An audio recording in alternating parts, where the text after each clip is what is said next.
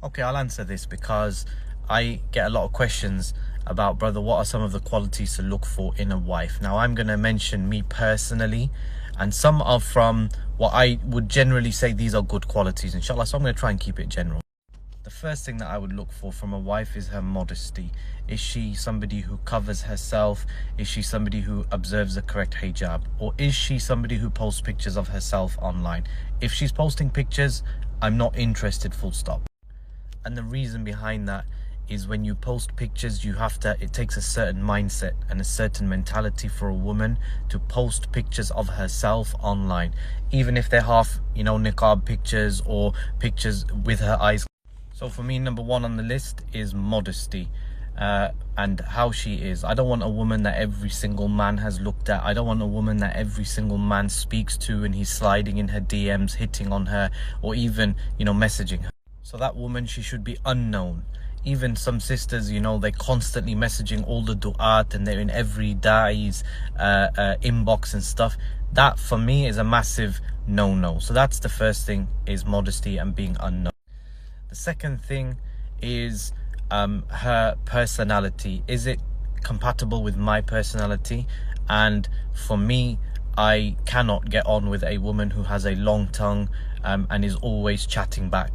Because brothers, it's easy for a woman, and sisters, it's easy for a woman to be obedient and yes sir, no sir, and I don't mean that in a derogatory way, but it's easy for that obedience when things are going well. Only when problems arise, that's when it really matters. And one of the things that you don't want is a woman with a long tongue, and that's somebody who is constantly snapping. She's using bad words, she's always speaking back to you. That's going to get tiring, wallahi.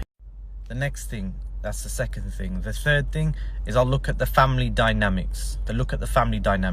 How is her mother with her father? How is her father with her mother? How is she with her own parents? If she can't respect them, how's she going to respect me?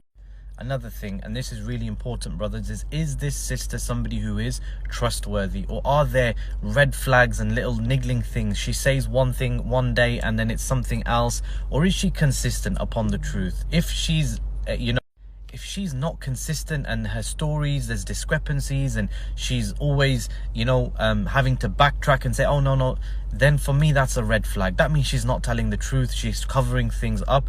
I need somebody who I can trust totally. Also important is a woman who is willing to submit to the Quran and the Sunnah, submit to Allah and His Messenger, and she's not always giving her own ideas and putting her own things first over the Quran. Next, there has to be compatibility in outlook.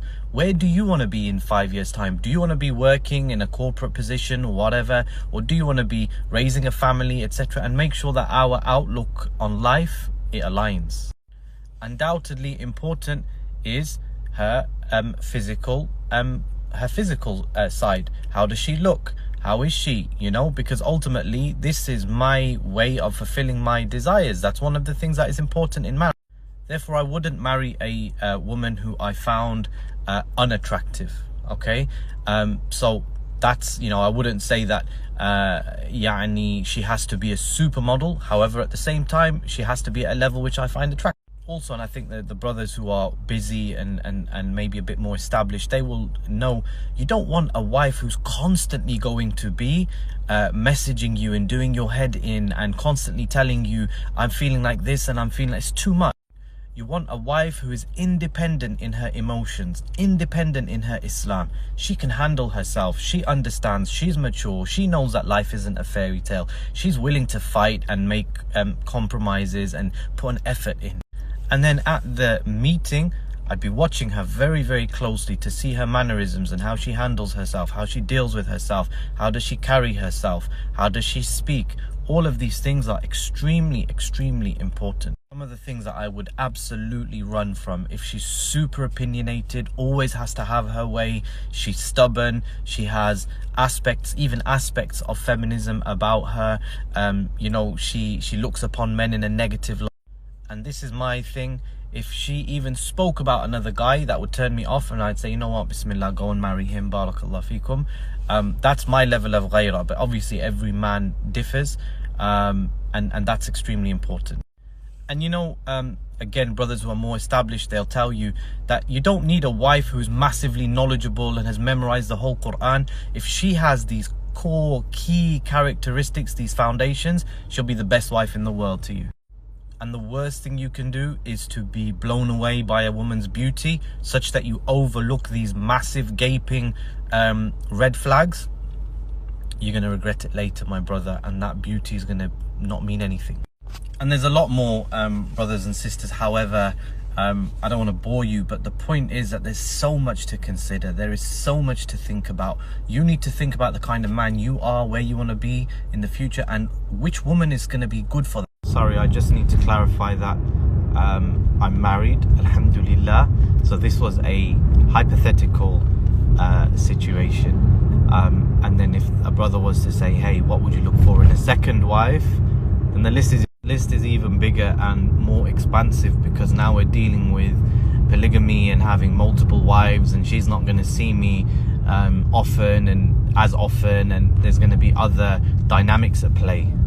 Sort of suffice to say that the sister would have to be outstanding in order for me to consider marrying her, because I've already got a family structure, stable unit, etc. So brothers, that's something to think about. Why would you want to take a second wife? What's your purpose and intention? And are you going to ruin what you already have to try and start another family, or to take on another wife? Or are you just doing it just for your whims and desires? What's the purpose? Be wary of those devils who, they see a man who's married, they think, hey, I want a piece of that, so they come in and they say, yeah, inshallah, I'll be your second wife, etc. Once they're involved, all they're doing is causing fitna. So they come into the marriage with the intention of breaking you from your first wife and taking you from your first wife, and then you're going to be left married to a devil, and you're no longer married to your first wife. Loss upon loss. Bluntly, if you're going to take on a second wife, you need to be triple, quadruple careful, because you've got more to lose. I want to know it from the sister's perspective. I would ask a sister who's been married for a while, she's seen married life, and she's seen other sisters get married and stuff. Not somebody who's been married for 2 years, no, somebody who's married for 15, 20 years. Ultimately, my advice is be dead honest. Be dead honest about yourself, what life would be like living with you. Speak about your faults, speak about your deficiencies. There's no point painting a rosy picture, because then everyone's going to be the amount of people who contact me and say, hey, I was considering somebody and he or she told me that they were going to be like this and that they were like this, and now I've got married to them and it's completely different. Just be honest, be brutally honest. Say, listen, this is my problem. I'm moody, I've got this issue, I've got that issue, this is me, this is me. You'd rather under promise and over deliver rather than over promise and under. Yeah, I hope that answers your question. Barakallah feekum. May Allah bless you with a righteous spouse, whether you're his first or second or third or fourth or whatever. May Allah bless you with goodness.